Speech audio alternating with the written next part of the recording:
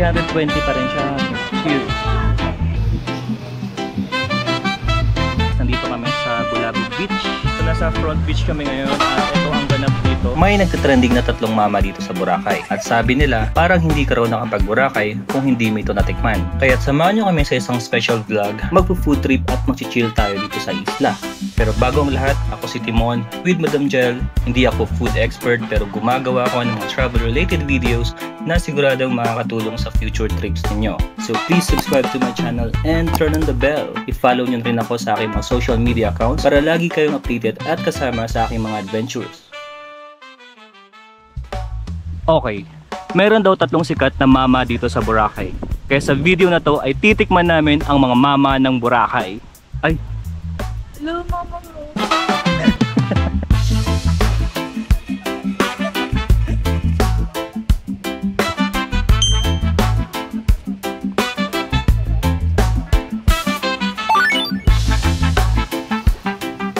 Nandito kami sa Bulabog Beach. Super kalmado siya and hindi maalon, and mostly lahat ng activities ay nandito.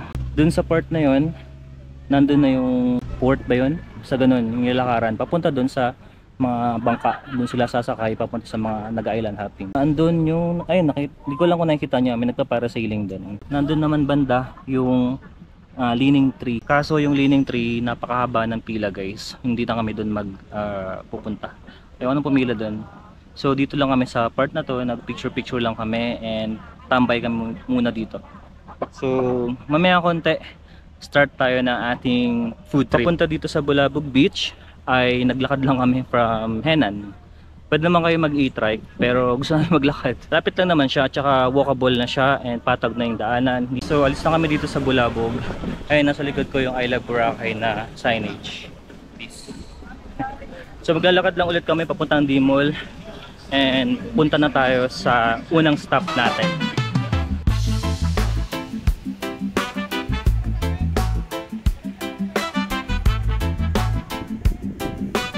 Malapit na tayo sa D-Mall. Actually, ito yung lake. Ayan. So, yung papunta dun sa Bulabog Beach, opposite lang naman siya ng D-Mall eh. Ito yung lake, yung wetland park. Tapos, lakaran nyo lang sa part na to. Ayan. Yung may andox na kanto. Pwede nyo yung i-trike. Nasa sa inyo naman yun. Doon kami galing. Yun, yung way na yun papunta dun sa Bulabog Beach. Bulabog Beach pala. So, tatawid na kami and sa D-Mall na tayo. Okay.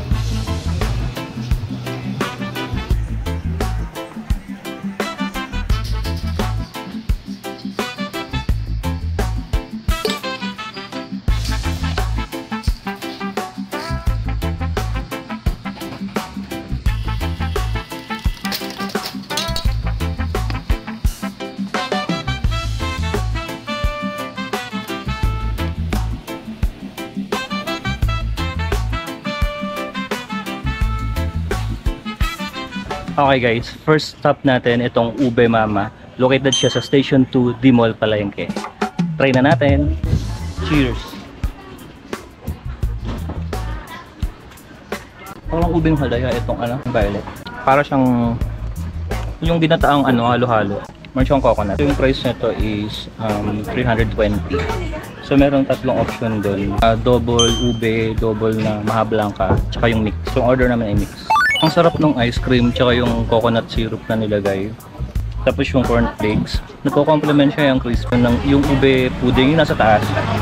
Ang dami siya, nakakaumay siya. Medyo thick yung yung texture.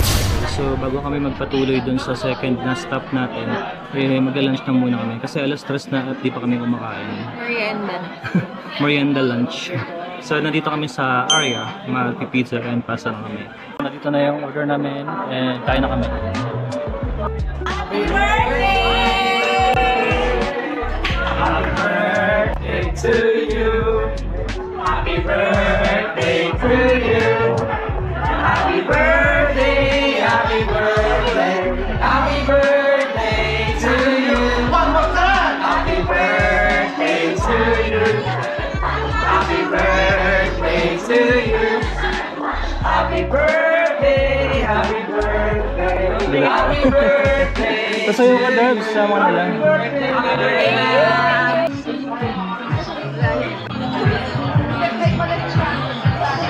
guys, medyo nagulat si madam dun sa dancers. May birthday pero gumaganyan sila. Hindi ko alam na may pagganon sila. Nung lumapit na ako para dun sa cake, tsaka na sinabi ganun pala. So anyway, hindi na ako matras.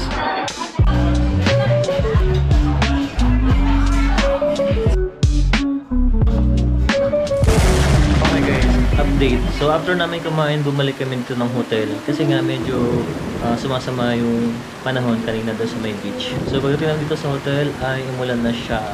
At sana tumigil na para makabalik tayo ng D-Mall and tikman natin yung dalawa pang mama. So nasa front beach kami ngayon at ito ang ganap dito. Mahangin and malakas ang halon at marami pa rin tao.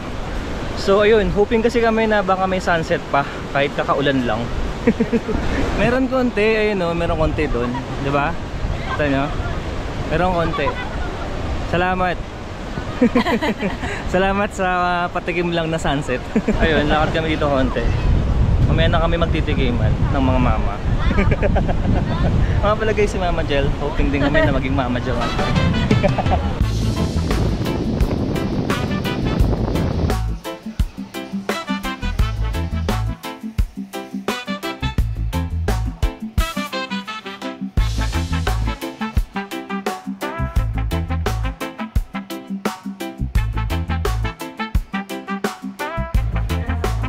Okay guys, so dito kami ngayon sa D-Mall pa din and ito order namin yung Mango Mama. Try na natin to.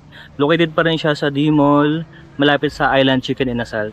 Anyway, tikman na natin. 320 pa rin siya. Ito yung best seller nila. Cheers! Hindi ko alam kung anong flavor ng ice cream na to. Meron siyang nyog, kalamay. Kalamay pa tawag doon? Yung nilalagay sa ibabaw ng halak. Oh, yun. Meron siya nun. Meron siyang suman sa baba. Pero this one, kung i-compare dun sa Ube Mama, mas matamis to. Actually, may pwesto dun sa Mango Mama eh. Kasi naiya ako eh. Maraming tao dun eh. Anyway guys, after nito, diretso na agad tayo sa Coco Mama. Para tikman na rin natin. And then sa dulo ng vlog, i-rate namin. Wala lang, rate lang namin.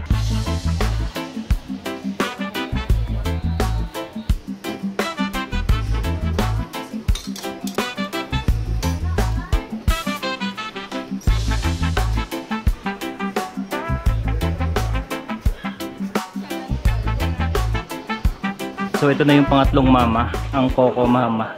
Located pa rin siya sa D-Mall. Magkakasunod lang naman siya. And this time, small na lang yung in-order namin na 2 scoops. Nasa 220. So ito na siya guys. Kita na natin. Cheers! Hindi siya ganun katamis. Parang kalasa lang ng mango. Hindi, yung mango mas matamis. Or dahil may mango kasi.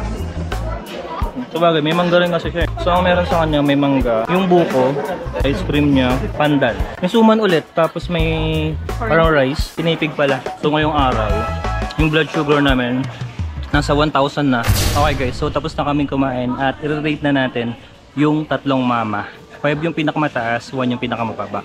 Pero disclaimer lang itong mga rate na to at saka comment or opinion namin is based lang naman to sa panlasa namin. Sabay namin sasabihin yung aming rate. Simulan natin sa Ube Mama. 1, 2, 3, 4. Okay.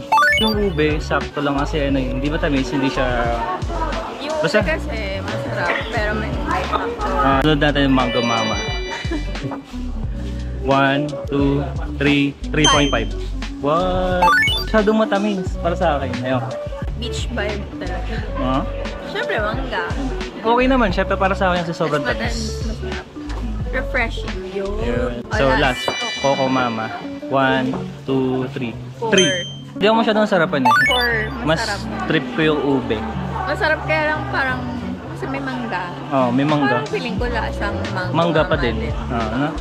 Hindi nagkakaiba. Pero masarap yung Yung Coco Mama ano eh, matamis pero ano, matamis ng konti pa rin yung ano, yung mangga. hindi ka kasi malig sa matamis.